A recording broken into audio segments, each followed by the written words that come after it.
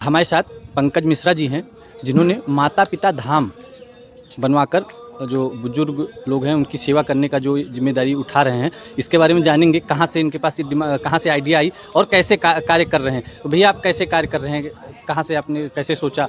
देखिए, ये व्यक्ति को ये एहसास होता है कि जो हम कर रहे हैं जी, वो कहीं ना कहीं उसका श्रेय हमें मिलना चाहिए, लेकिन ऐसा कुछ नहीं है। राम जिससे जो कराना चाहता है वो उससे करा लेता है।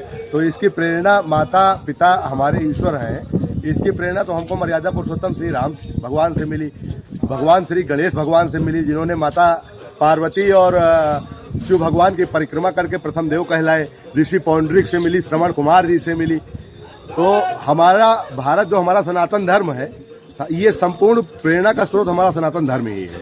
सनातन धर्म से हमको ये प्रेरणा मिली कि हमको मंदिर मस्जिद से ज़्यादा अपने माता पिता में ईश्वर देखना चाहिए, और वास्तव में उनके अंदर बैठी जो आत्मा है वो परमात्मा का सकारात्मक रूप ही है। बिल्कुल। इतनी बड़ी जिम्मेदारी जो आप उठा रहे हैं, इसका खर्चे का निर्वहन कहाँ से कर रहे हैं, कैसे कर रहे हैं, कुछ बताइए। देखिए, ये जिम्मेदारी बड़ी ज़रूर है, लेकिन जब ईश्वर की कृपा होती है तो बड़ी चीज़ें अपने आप अल्प हो जाती हैं, छोटी हो जाती हैं। और समाज में अच्छे लोगों की भी बहुतायत संख्या है, और लोग बढ़ चढ़ के हमारा सहयोग भी करते हैं। और बाकी ये संकल्प हमारा है कि अपनी जो हमारी आमदनी है उसका 25% हम माता पिता धाम पे अपना लगाते हैं। बिल्कुल, हम और कहना चाहेंगे, बिल्कुल बोलिए। देखिए, इस सृष्टि पर जो है सब कुछ बड़ी मात्रा में होता जा रहा है, बहुत बड़ी मात्रा में सारी चीज़ें बढ़ती जा रही हैं। विज्ञान ग्रोथ कर रहा है, समाज ग्रोथ कर रहा है, टेक्नोलॉजी ग्रोथ कर रही है। अगर समाज से किसी चीज़ का जो है, किसी चीज़ की कमी समाज में बनी हुई है तो संस्कार और भरोसे की कमी बनी हुई है, विश्वास की कमी बनी हुई है। अधिकार पर तो लोग काम कर रहे हैं, अधिकार तो लोग स्मरण रखते हैं, लेकिन कर्तव्य लोग भूल जाते हैं। तो माता पिता धाम का प्रमुख उद्देश्य यही है कि जिस तरह हम अपने अधिकार को पाना चाहते हैं, उसी तरीके से हमें अपने कर्तव्यों का स्मरण होना चाहिए।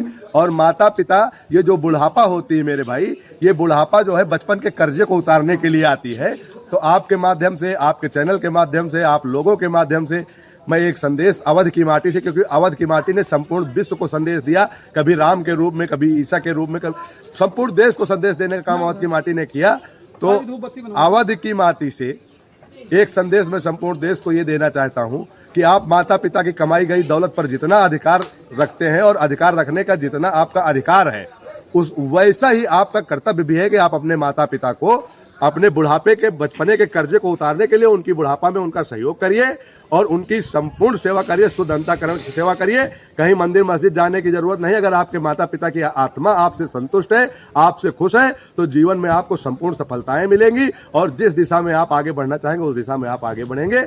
मैं इसी बात के साथ अपनी और भैया एक बात और, जैसे कोई यहाँ आना चाहता है स्थान पे बाहर से, तो कैसे कहीं आएगा? का भी कोई व्यक्ति है, हमारा मोबाइल नंबर 9473839493 है। सोशल साइटों पर भी हम लोग आग्रह करते हैं।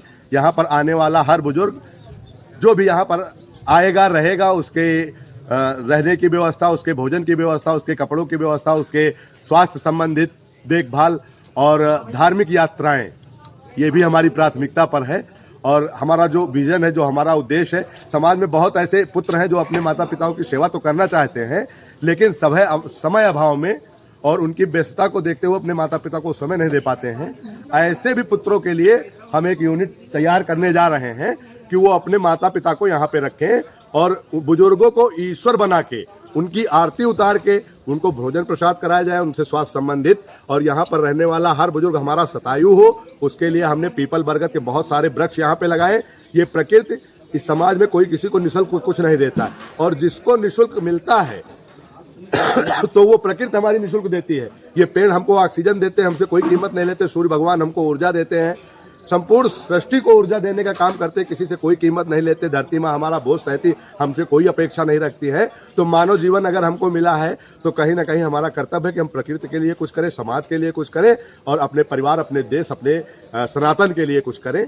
बस इतनी सी भाव है। तो जो भी आता है उसका स्वागत है, उसकी यहाँ पे हिफाजत की जाएगी, उसकी सेवा की जाएगी, उसका ध्यान रखा जाएगा। कर्तव्य और अधिकार में सामंजस्य। जी जी जी, कर्तव्य और अधिकार में सामंजस्य। बहुत बहुत धन्यवाद सर आपका। भाई भाई।